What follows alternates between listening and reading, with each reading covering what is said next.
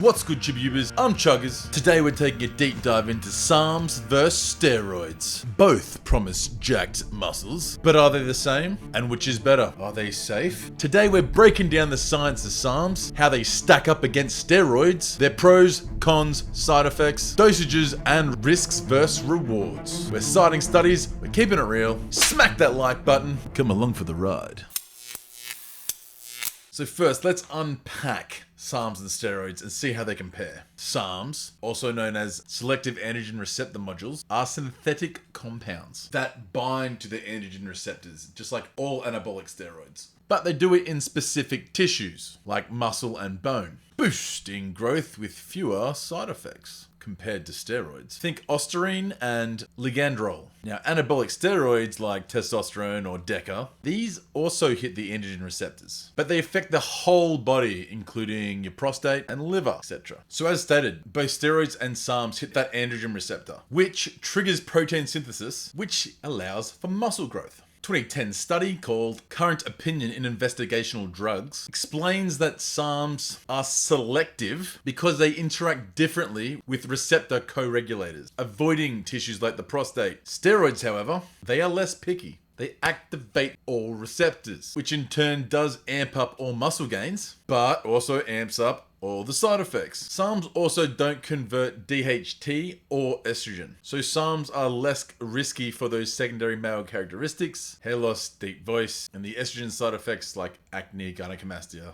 etc. Some similarities between steroids and SARMs. Both are anabolic, meaning they boost muscle and strength by activating those androgen receptors. They both suppress natural testosterone production, which again would often require a PCT, post-cycle therapy, and they both are banned in the World Anti-Doping Agencies for sport. Some differences. First, the mechanisms. SARMs are selective, steroids are not. Steroids seem to be far more potent, which is somewhat contradictory based on some of the numbers that I've seen for their anabolic ratings. However, 2011 study on testosterone in the New England Journal of Medicine, a 5 to 10 kilo mass gain in 20 weeks at 600 milligrams per week. Whilst based on a 2011 study, the selective androgen receptor modulators, SARMs like ostarine, yield a 1 to 3 kilo mass gain in 12 weeks. The administration. SARMs are oral, which is super convenient. Steroids can also be oral, injectable, transdermal. However,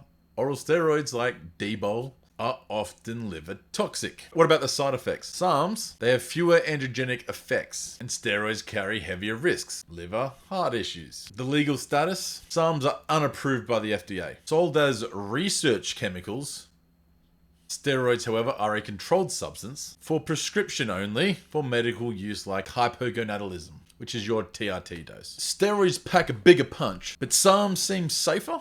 Let's dig into the pros and cons and see if this still holds up. So let's start with SARM pros. Firstly, we got muscle growth. As stated earlier, trials of ostarine shows 1 to 3 kilograms of mass in 12 weeks. This helps with muscle wasting conditions as well. We then have bone health. Study in 2007 called Pharmaceutical Research in Animal Studies shows SARMs like ligandrol increase bone density, and it's great for injury prevention. Third pro, there's fewer androgenic effects, so there's less risk of prostate and virilization, especially in women compared to steroids. Fourth pro, it's an oral tablet, no injection required, very easy to use. Steroid pros, muscle gain blows SARMs out of the water. Second pro, it's been well studied for decades. It's ingrained into our medical use for hypogonadism, muscle wasting diseases, and other things, and we know more about the effects of steroids. Third pro is that they're versatile. There's options for bulking, cutting, strength, and there's also a stacking effect which help create synergy greater than using them individually. Fourth pro is that there are rapid results with them. So steroids win on power. SARMs seem a little bit more targeted. So both SARMs and steroids both come with their drawbacks. Firstly, starting with the SARMs cons. They're unapproved. Sold as research chemicals. Different studies had shown diverse ranges of wrong doses and substances within them. Contamination. That was a 2002 study by Cox. Next con is that there's limited data. There's no long-term studies, and we're guessing about the chronic effects. Finally, there's the legal risks. They're banned by WADA and other associations. Steroid cons. Heavy side effects, more so than it seems to be for SARMs, but we know about them.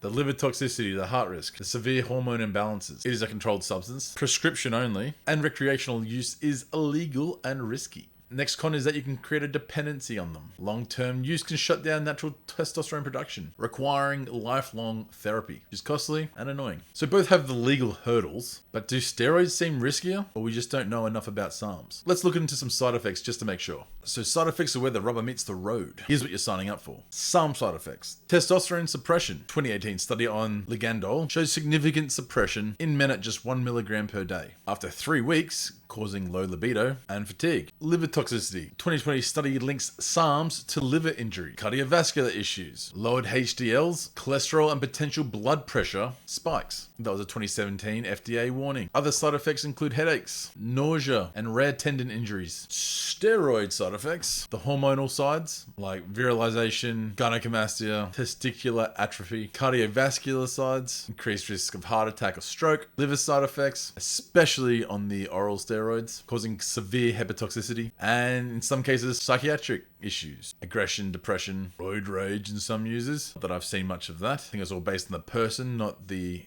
product. So SARMs have fewer androgenic sides, but steroids seem to hit harder across the board. So now let's dive deep into dosages. So as you can see, the anabolic ratings of ostarine, ligandrol, rad140, endarine, 200 to 10.